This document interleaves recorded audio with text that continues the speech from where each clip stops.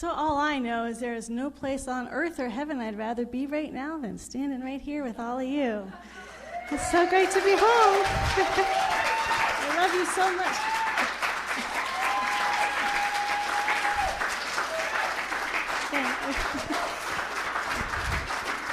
We are one in this beautiful community. I love you so much. I'm so grateful for feeling all of you through this whole process and journey. On Friday evening, August 16th, I was doing crunches in my living room, and I got up and I suddenly had the worst headache of my life. But I'm not someone who gets headaches very much, so I just figured, oh, this is a migraine. I've heard people get migraines, and my understanding of migraines is there's not much you can do about it, so I didn't think of doing anything about it, just wait it out. And by the next day, the headache had lessened, and it was low grade. So for the next 2 weeks, I had this low-grade headache. And by Wednesday, I decided, on Wednesday, August 27th, I thought, well, maybe I will. It's annoying me. I want to do something about it. So as I was going to sleep, I was praying to my divine beloved. I said, whatever your will is, whatever the role is to get what this headache is about, if I need to start seeing a massage therapist more or go to a doctor, I don't care. What is your will? I surrender. Just let me know what your will is. The next morning, Julian is leaving to school, and we joke around a lot, and so I was sort of saying goofy words, and I just thought, we're laughing at it, because we can be goofy, but after he left, I'm like, I'm not sure I was doing that intentionally, and it really became apparent as I was journaling, I would think a thought, and I would try to write it out, and different words would come out. And it didn't freak me out, because inside my head's working just fine, my thinking's just fine, so I would sit there, so I just breathe. Okay, I'm going to be able to write it this time. I would think about what I want to say, had it very clear in my head. No matter what I did, these strange words would come out that had nothing to do with anything. So I thought it was unusual, but so I called the doctor. I'm like, well, I got my answer. I guess I'm calling the doctor. And so I made an appointment with him. And then that morning, my communication would come in and out. Sometimes I was fine, sometimes I wasn't. Again, I wasn't that concerned because inside I was thinking fine. And then when I talked to the doctor, I was talking just fine. So he said, well, just go to urgent care, because his head's up, because when I was talking to him, my language was fine, was when I said I had the worst headache of my life. Unbeknownst to me, that in the literature of how do you know if you're having a stroke, most people say it's the worst headache of their life, word for word what I was saying. So that was his key. I put out a request to the board and practitioners, can anyone give me a ride? Jack was out of town. He was up in Alliance Redwood with the middle school at Valley Montessori. So I put out an email to practitioners and board, and I got wonderful responses. Diane was the first one to respond, so she took me off. Oh, I even got, Jack knew by now what was happening, so that I was going off to urgent care just to get checked, in my mind, just to get checked. And even Valley Montessori School offered to give rides. The love, people's love, just, that's been the most crazy, amazing, glorious experience. But the exact right person was with me, Madam Diane. And so who should walk in and be my doctor was a man named Dr. Tarson. I recognized his name immediately because the year before we were doing World's Religions, and he was the guy I wanted to come and speak on Islam, to our community, but he was always busy, and I wanted him because he spoke at Unity Tri-Valley. George Staley told me how great he was. So I was trying to find different dates. He was always busy. He was a very wanted man. I never actually had a conversation with him. So in comes Dr. Tarson, and he's my doctor. So I was so excited to see him. And we're just it's like, the whole thing was angelic. It's just like this beautiful angel. And we're sort of having light conversation. I did show him the text I had sent Jack earlier, which made no sense at all, and that's when he was beginning to say, maybe this isn't just stress. There's something more going on here. And then they took the CAT scan, and I saw the shift in him after he saw the CAT scan. Then he was genuinely worried. And that's where my beautiful Diane jumps in gear, because according to Kaiser Permanente, you have to sort of go this roundabout way to get to their main center is in Redwood City, but I was supposed to go to Walnut Creek, get tests there. It was she said that Diane's like, the aneurysm is bleeding now. Can we just skip the the circuitous route? And what he told me when she wasn't there, he said, she's doing the exact right thing. He said, I can't do that as a doctor, but she's doing the right thing. It was great. So she fought for me to go straight to the Redwood. Then the ambulance wasn't coming. She was putting out prayer requests to everybody. She was agitating to get the ambulance there because it looked like they were never going to come. And it was a long process. In the meantime, Jack drove down from Alliance, so he got there, and I felt so relieved when he was there. Then he went home and got Julie picked up Julie, so then they were there. We were waiting around, and I'm not sure how long we would have waited if it hadn't been for my angel Diane over here pushing things along. At the same time, just so you know my state of mind, I wasn't worried. And the reason why I wasn't worried is because as we were there, it started to shift. So before my thinking was fine, I just couldn't communicate it. But then I wasn't even thinking in the same way. The words, I was losing words. I couldn't think of words. I would sort of just be empty. But the reason why I didn't freak out is because I never felt I lost myself. I went right into the I am presence. We talk about this I am presence is beyond thoughts. Not once did I feel like I had lost any part of myself. I had no fear because who I was still fully, completely there. I may not be able to communicate. Not only could I not communicate it, I wasn't even thinking about it at this point. There was moments where I was just in the I am. And there was nothing to fear because I was fully myself. So not only was there nothing to fear, I was also feeling a sense of joy in this process. And I think it's because the thing that I've learned from this is we are not our thoughts. We always say we are our thoughts. Our thoughts are a reflection of a much deeper and more profound reality. And in fact, often our thoughts, that's why in meditation they say move beyond the thought process or the concepts or the forms, because there's something so much more beautiful behind that. So because my brain was stopping in the language center, I wasn't impacted physically, my face wasn't impacted, vision wasn't, nothing else was impacted. It was just pure language. I felt I was okay, and that was a beautiful experience, just to be present with the I amness. Again, language is going in and out.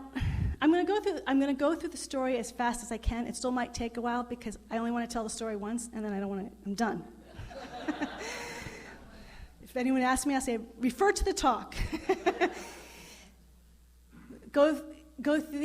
Take the ambulance, we go to Redwood City, get another CAT scan, go in for the night. It all is very vague, and yes, you need to have surgery in the morning. I thought I would meet a doctor, still hadn't met with another doctor since Dr. Tarson, and so I wasn't sure when the doctor was going to come. I didn't know when surgery was going to come. Jack didn't know, so Jack came in Friday morning, but he had never driven to Redwood City on rush hour traffic before, so he got caught in traffic. It's morning, they still aren't telling me when the doctor's going to come, when I'm going to have surgery. So I start journaling because I'm thinking, well, I'm going to have surgery at one point, and I don't know what condition I'm going to be in after surgery, and there's no excuse never to do spiritual practices. So I had to get my journaling done before the surgery, always efficient. So I was journaling when the doctor came in, and he was such a lovely man, Dr. Cullen. He took a chair, sat down with me, and just kind and gentle would be the two descriptive words of this man. And others of you have reflected back to me, I did not know this. Apparently it's the surgeon's job to tell you about all the risks. I wasn't aware of that. So basically, as I said, I'm in joy, I'm in this place, I'm journaling, everything's good. He starts telling me about, everyone, so far it's you have an aneurysm that's bleeding. He said, so let me tell you about people who have strokes. And that was the first time I really I had a stroke? Like I hadn't quite connected, and stroke had a much more dangerous word to me than a bleeding aneurysm. And he said, he was giving me the statistics of how many people die from a stroke immediately, how many people die even when they come into the hospital, how many people die from, and now I'm freaking out a little, because it's the first time that it occurred to me, this might be the end of my life. And up until then, that thought had not even crossed my mind. I thought I'd have a little process, go home, no big deal. And he was also not upset, but you could tell, because his only job, what he does is go through the groin to fix things in the head. And he said, because I had waited so long, waited 2 weeks, I now was in something called vasospasms, and which made his job harder. He didn't know if he was going to be able to get to it.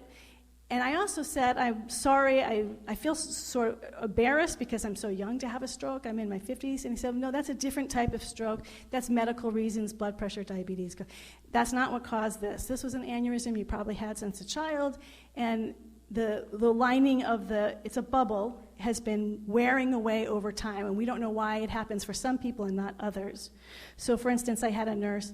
She had an aneurysm. They went in to fix it, and they found 3 other aneurysms. They were all fine. None of them had broken open. They don't know why some break open, some do not. But they took all of hers out. So when they looked at me, I had no other aneurysms. And he said, actually, this process that I do usually on people younger than you. So you're in the older age group who I wanted to do this, and you waited so long. Like, well, sorry. Not much I can do now. So, but he says all that, but he was such a kind man. I never felt berated or anything. It was just he was giving me information. And then I thought he was going to say, okay, we'll be back in about an hour and you'll do your surgery. He's like, okay, we're going off to surgery. So I'm just being told that I might die. This might be the end of my life. Let's go to surgery. So as we're rolling off, the thing that concerns me is Jack, mostly, because I know my beloved husband, and he's just going to beat himself up for the rest of his life that he wasn't there when I left. And I'm like, I don't want him to be, and I just don't want him to beat himself up over this. So, and because my thoughts aren't working, I can't obsess about things. Our fears, our obsessions, the way we go on, it's all thoughts. And if we don't have thoughts, we don't have anything to obsess about. So I couldn't obsess about it. I had the feeling deep in my heart, I want Jack to be not self-judge himself. I didn't want Julian to feel sad that he didn't see me before I went off to surgery. I felt it, but I couldn't think it through much. And I couldn't do anything about it, so I just let God know and then let it go. Well, and I wanted to go into prayer, but again, I was having trouble with I couldn't really keep thoughts going. So that's when I said, I couldn't muster this out. I accept all prayers being prayed on my behalf, because I can't do it. And it was beautiful. It wasn't just energy. It's kind of funny. I have this funny image of all these heads praying, but it felt so good. These prayers, I could feel them, and it was this feeling of, first of all, there's all light. That's why the talk today is Radiance. There's just pure light, and it was the feeling, all these prayers carrying me, but not just carrying me, lifting me. They were raising me in vibration, and I was just surrendered and it's like lifting someone up. I don't think it's an accident that back in December, St. Francis whispered in my ear that it's time to start building a house of prayer. And our practitioners and I have been asking, what does that mean to be a house of prayer? And we've been visioning on it. And then to be the recipient of prayers. Usually I'm always giving prayers. And when we're giving prayers, we don't always know the impact of the prayers that we're giving. And sometimes we're like, does it help? Does it not help? Let me tell you, oh, is it powerful? It is real. There's nothing more powerful than these prayers. And I got something else from this experience. Often we talk about in our classes, what are we praying for? If like someone says, I want to be healed of cancer, or I want this, like, we don't know if someone's going to be healed of cancer, or what are the words? What I knew in that moment was the words made zero difference. What someone was praying for me wasn't the only thing that mattered was knowing there's only one power, one presence, and that we are one with it. That all of us are one in this power and that presence. There's nothing more powerful than that. Joel Goldsmith did not pray for things for people, because he would say how arrogant it is of human beings to think that God doesn't know what we need. God is infinite. We say God is infinite love intelligence, and yet we're telling God what is needed.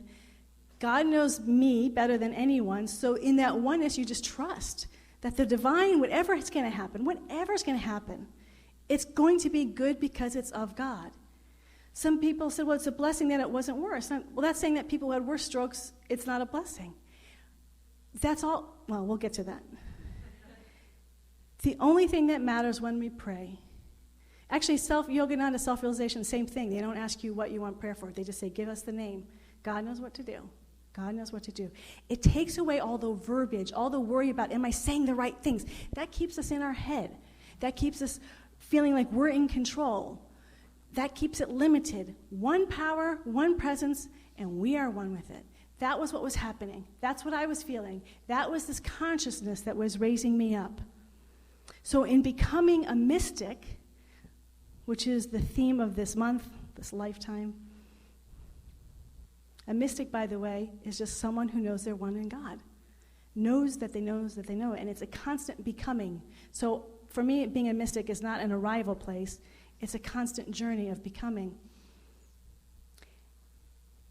And to become a mystic, we really activate this prayer life of one power, one presence, and we are one with it. That's one. The next thing I experienced was something very different than I've experienced before. And I know people here have had near-death experiences, visions, other states of consciousness. And what my experience is there's never been one that's the same. I've never heard two people give the exact same experience. And even if you've had multiple experiences, those experiences aren't the same. There's no experience. It's infinite, so it's always new. So I'm sharing this not to say this is the truth. It's just one experience of infinite experiences. But what I feel like is the divine wants me to share this message with you. This particular piece of the puzzle is saying, we're needing to remember this on our spiritual journey. I was suddenly with a divine presence where now, remember, we're beyond words. It just is, there's light, we're beyond form. It's hard to describe, but just with it, and it's with me. And there's so much love. It's heart to heart. There is an isness to it. I am completely naked. It is completely impossible. So here's two aspects of it. One is the intimacy, the love that was right there, and there was nothing else there. There was no other people there. There was no other. So everything dropped away. So much of what we're doing now spiritually, which is great, is the collective energy, the we space, which is really important. But there was that element on our spiritual journey that it's just us. Not what my spiritual teacher's journey is, not what my husband's journey is, not what my child's, not what my best friend's journey is, not what a community's journey is, my journey. I was really moved when the week I came home, I was reading in Yogananda's interpretation of Jesus on the crucifix. He points out that Jesus says, my God, when he says, forsake me. But he points out in the my God, he said it's completely personal at that point. It's not God, Father of the Jews. It's not the one power and one presence. It's my God. My God, my God. This is my spiritual life, my spiritual connection, and there's nothing else. And that moved me so much because that was the experience, was this incredible intimacy. There was nothing else there. It was just the divine presence and myself, heart to heart. I couldn't hide. I couldn't pretend to be anything other than what there was, just an isness to who I was. There wasn't, again, there's no, so this was the part that I really feel that Spirit wants to, that has been very powerful for me and want to share with you today. Plotinus says it's the flight of the alone to the alone, which is not lonely, because everything is there. There's nothing missing. There's nothing lacking. But there's nothing to compare ourselves to. What I recognize so much of this earth experience, when we say don't judge, the reason why we don't judge is because judgment is comparison. And on our journey, we compare ourselves all the time. And I didn't even realize how much until there was nothing to compare myself. Everything was gone. I couldn't talk about myself relative to anything else. There was nothing to be relative to. There was just the isness of this moment of who I was. So there was no story. I had no family to talk about. My family did this to me, or good or bad. There was no one to compare myself to. There was no judgment. I got to see me, feel me. It's more like feel me with no judgment. And I sometimes think we don't fully understand what that means, because we feel like if there's an area of growth, well, there's a little judgment. You should be better. Immediately, as soon as you say better, that means you're not enough right now. And yet, the fullness and the enoughness was right there in that moment. I was everything I needed to be and was absolutely loved just as I was in that moment. And there became desires to be a little bit more of this, but it wasn't out of a feeling of lack. I was already it, and I wanted to grow. We measure ourselves not only against each other, but against ourselves, our own ideal of how I'm supposed to be if I'm spiritual, or whatever my ideal is. I start measuring myself, or I measure about who I was in the past. Oh, I did this so much better when I was in my past, or I screwed up in my past and I should be further along. How many people say, oh my gosh, I should be further along than I am right now? We measure things by time. There is no time. There is no finish line to get over first. There's no one who's ahead of you, and there's no one behind you. There's just you. There's some philosopher, I couldn't say his name, so I'm not going to say it. You can look it up. Herculitus or something, I don't know. I know. Basically, but you've heard it before because many people have repeated it, where we are the center of the universe where there is no circumference. That there's this infinite universe, and every moment of that universe is the center of the universe, and there's no circumference. That's what this is. You are the center of the universe. There's no time to gauge how fast you're going or how slow you're going. There's no comparison of what you did wrong versus something else. It just is this beautiful place of our heart. Where is my heart in this moment? How present am I to the divine I am, regardless of the stories? We'll go more into that later. It's a 3-week talk. We don't judge. We just are it. I was just listening to a podcast this past week. It was of a firefighter, and he had been totally out of shape, wasn't exercising at all, could barely run a mile. And he got involved with Rip Esselstyn, and Rip said, in 6 months, I'm going to have you doing a mini triathlon. And the guy's like, there's no way. He didn't even know how to swim at this point, 6 months ago. So this past week, I'm listening to the podcast where he's doing the triathlon, and it's on Rip's family's. They have 500 acres in New York, so they're doing it there. They do it as a family for fun. They're a very athletic family, and there's a lot of them. The podcast picks up when Joe's coming on that finish line, and he was so scared whether he could do it. He's coming on the finish line on this triathlon, and you can hear the Esselstyn family just cheering him on. There's so much joy. He's done it. He didn't know if he could do it. He didn't sleep at all. He didn't eat. And here he is. He's doing it. Now, the story, the thoughts that Joe could tell himself is, look at all these people who finished before me. There are kids who finished before me. There's a grandmother who's in her 80s who finished before me. Our mind can do a lot of tricks with that, right? A lot of stories he could be telling himself. He wasn't telling him that story, and no one else was telling him. This is his journey. This wasn't anybody else's journey. They knew this was his journey. They completely supported him, his journey. And this was his journey, and what he was doing was miraculous for him. And everybody there was supporting him. He was giving his fullness to what his journey was in that moment. There's no such thing as success or failure. They just supported him completely because he was giving himself completely, no matter how he did. And he did finish, and he was elated, and he never compared himself to the others. He said that I just let go. It's not about them, it's about me. And that's what this journey is, that we have each other. That's what all those prayers we're doing. You are all supporting me so profoundly, but ultimately I have to be responsible for myself. We hear that thought of, I remember years ago hearing 100% responsibility, but that doesn't mean we're in control. It means we're responsible for our relationship with the divine presence within us. Kingdom of heaven was within. Everyone around us can support us. Organizations can support us. Books can support us. Everything can support us. Practices can support us. But ultimately, it's about our heart.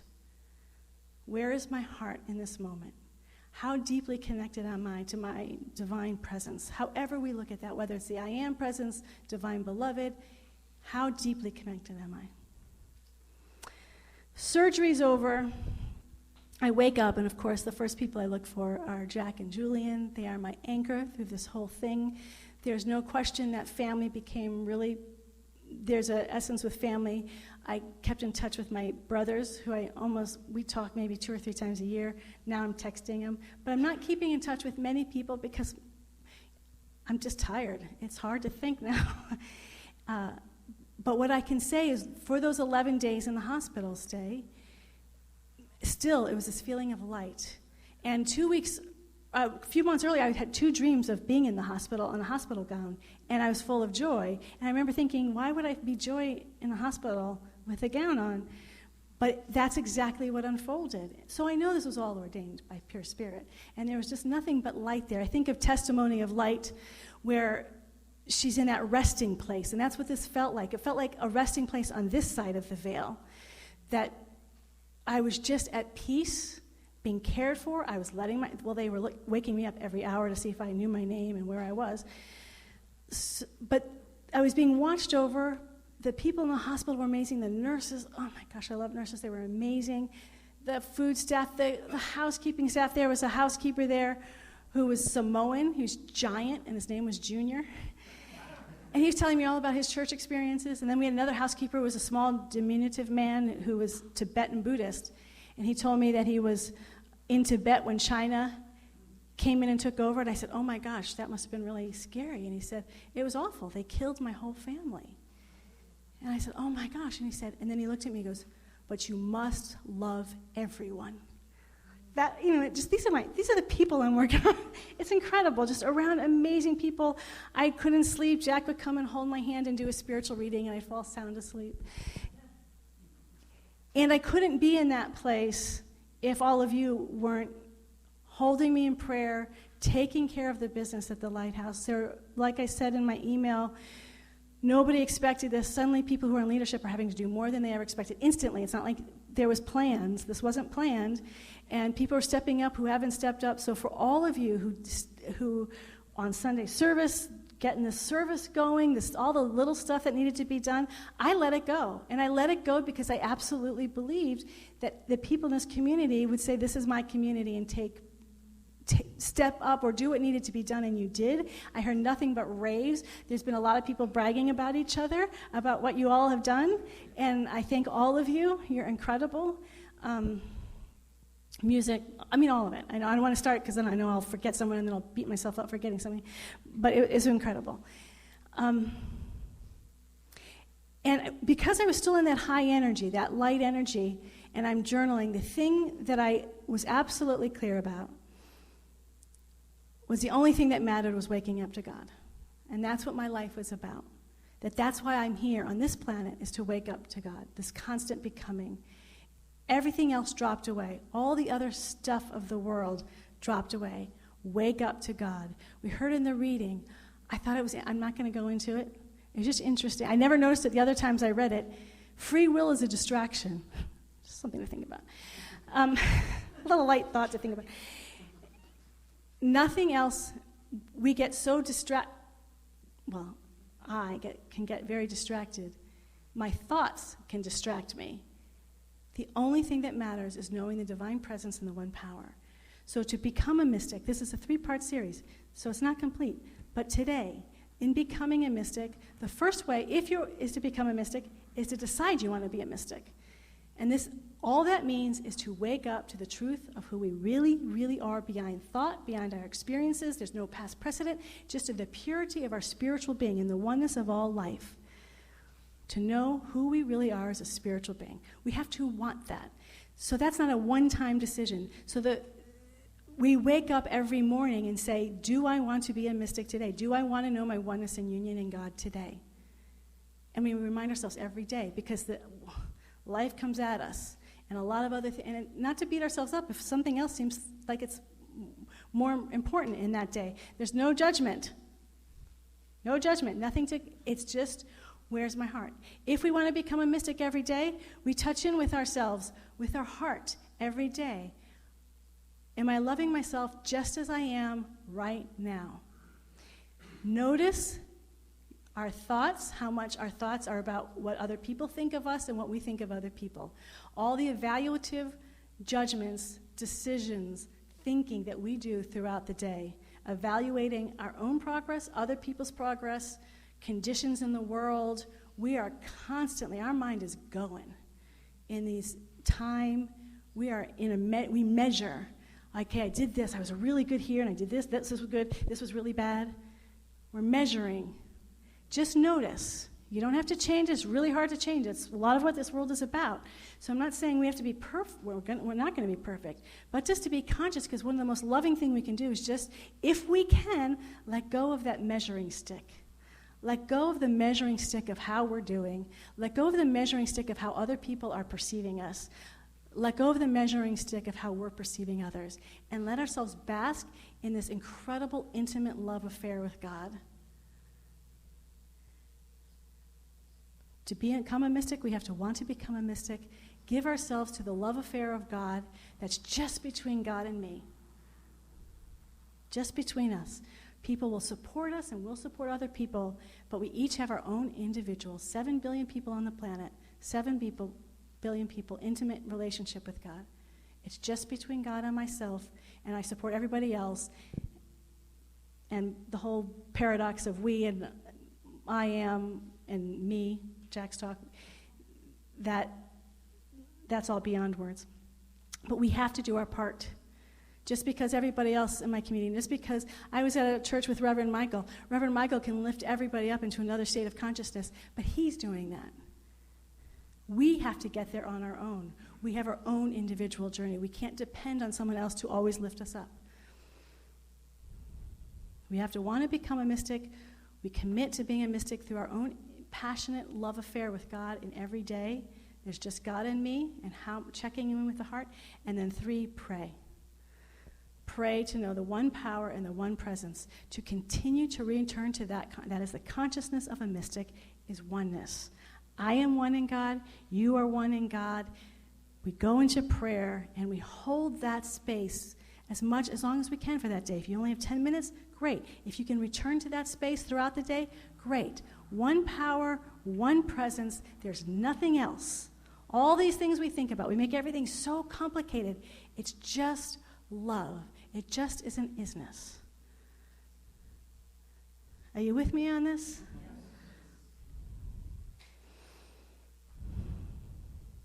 We're going to continue this. This is going to be for the next 3 talks. And I do see that this is where my ministry is going. So it has had a deep shift in me. So we'll continue to talk about it. There's more to it. But we always have to start in the purity of what is real. Because I can only say, at least from this particular experience, I don't want to say my experience is the experience, but this particular experience, the clarity I got was how much our thoughts about things can completely take us off guard, take us off path. If it's taking us away from oneness, we know we're going off. And that's fine, there's no judgment, but the joy, the radiance, the light comes from the oneness. So we're going to go into prayer. I went over in my talk, so I don't want to take too long. So this is what we're going to do. I want to just practice this process of only doing the recognition and unification and knowing that's enough. So we're going to pray. We're going to start with knowing God's all one. We're one. And so today we're just going to do 3 people. We're going to do Michelle Schmidt, who's still healing, the Kreml family, and then I'm going to invite you to call forth someone in your own life. We're going to do it here. You are welcome to, obviously, do this all week when people come to us in our hearts. They want prayer.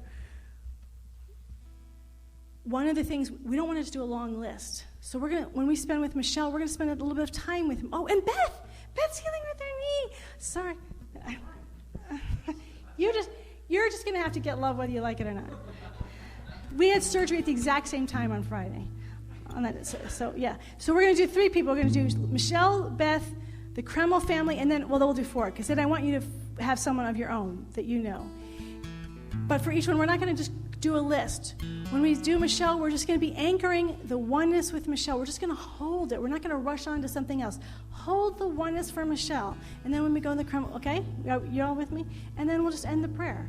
That's enough. We're going to know that that's enough, is to be in this consciousness of oneness, to be in this mystical, magical, miraculous presence of pure spirit. So will you join me now as we close our eyes?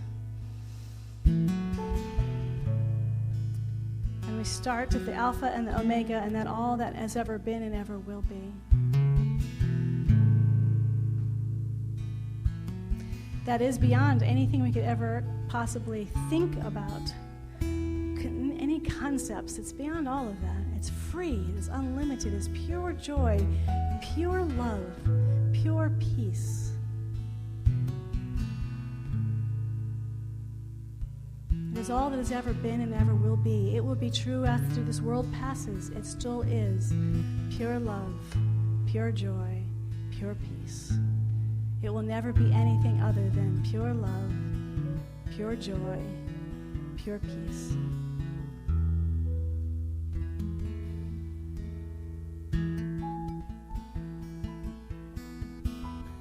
And how grateful I am to know that each and every one of us is one with this infinite oceanic love, joy, peace.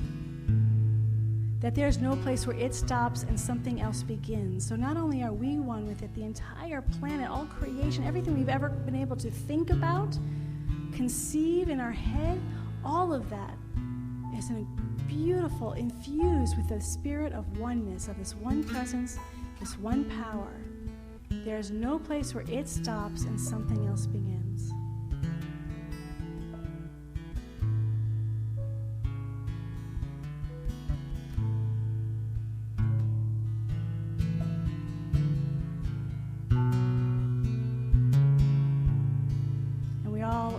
Ourselves to feel it fully immersed in our own being. The kingdom of heaven is within.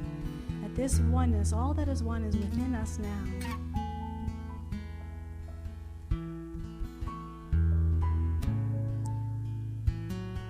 And as we feel this oneness, we call forth our beautiful sister, friend, beautiful light being Michelle Schmidt in her healing process. And today we collectively hold the truth of who and what Michelle is. She is the very life of pure spirit of God. There is no part of her that is away or separate from God.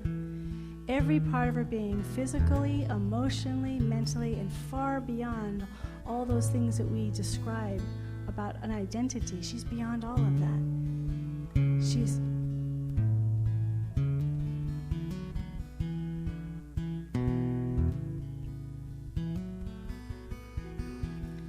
spirit.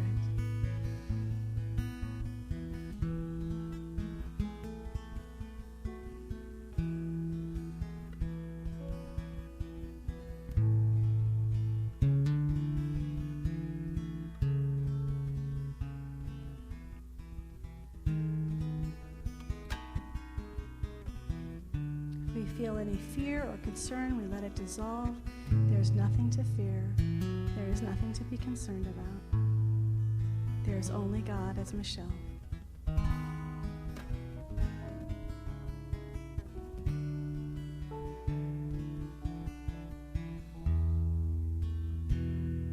Divine wholeness, divine perfection, Michelle. We hold that oneness with her, through her, and as ourself, as the divine. There's no separation. We're all in this together. One life, one God, one presence, one love. Michelle Schmidt.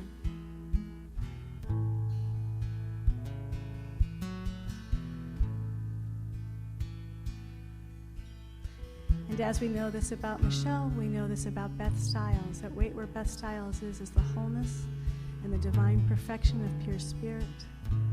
There's only the divine, as Beth, as us, as all life. And we hold Beth Stiles in the wholeness and the divine presence that she is right here and right now.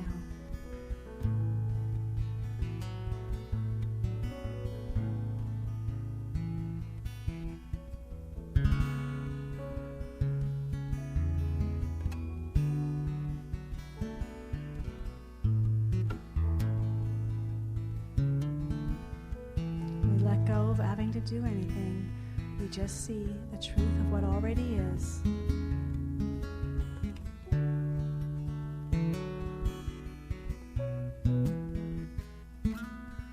We celebrate this truth, the isness of who Beth is, of who Michelle is.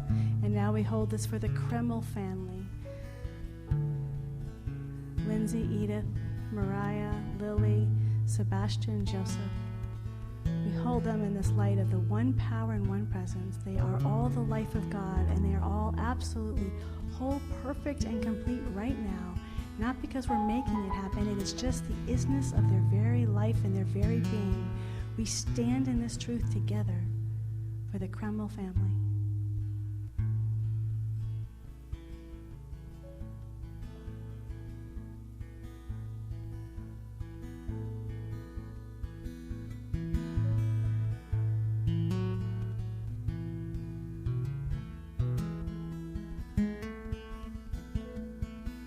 And we include all their pets.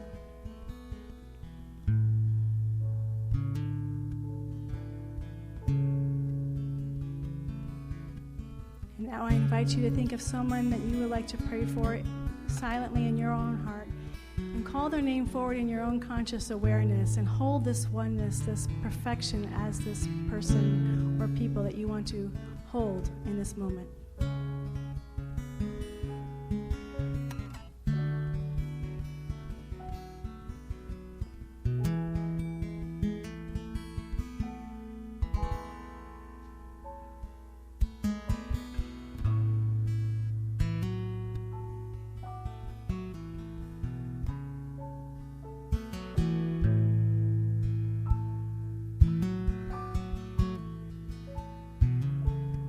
How good it is to completely let go and trust and know that this infinite love intelligence of the universe is everywhere, always bringing us all home in every moment, in every part of the day, every hour. We are being brought home to the divine beloved of our heart, to the infinite, intimate love that all of us were born and made in the image and likeness of. We give thanks for this infinite love that never stops giving of itself. We trust it, we live it, we breathe it, we are it. In deep abiding gratitude, we let it be, and we say together, and so it is. Amen and amen. And so it is,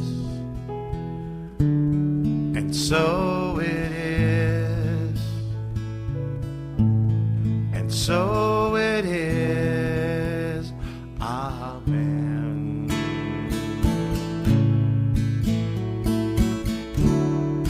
Amen. Amen. And so it is.